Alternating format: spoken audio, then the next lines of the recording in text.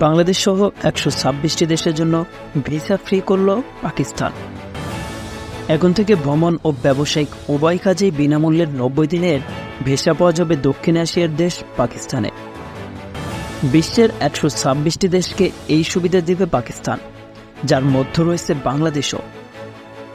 বুধবার 14 আগস্ট এক সংবাদ সম্মেলনে দেশটির তথ্যমন্ত্রী আতাউল্লাহ সকলের কাছে এই নতুন ভিসা নীতি উন্মোচন করেন।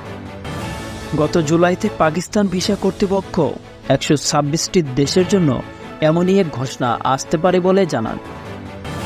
অনলাইনে একদম সহজ 30 প্রশ্নের উত্তর দিয়েই 24 ঘন্টার মধ্যেই হয়ে যাবে ই ভিসা। দেশটির তথ্যমন্ত্রী আতাউল্লাহ বলেন, আজ 14 আগস্ট থেকে 126টি দেশের দর্শনার্থীদের জন্য ইলেকট্রনিক ভিসা ই ভিসা ফি বাতিল করা হয়েছে এবং আবেদন প্রক্রিয়াও খুব সহজ করা হয়েছে।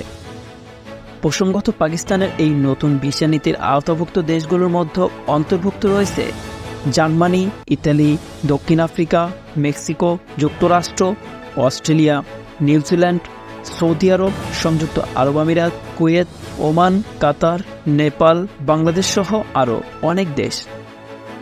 সেসব দেশের নাগরিকরা দেশটিতে প্রবেশ করে পাসপোর্ট দেখানোর মাধ্যমেই পেয়ে যাবেন তার অন অ্যারাইভাল ভিসা। সংবাদের এ পর্যন্তই। পরবর্তী নিউজ আপডেট পেতে আমাদের সাথেই থাকুন। ধন্যবাদ।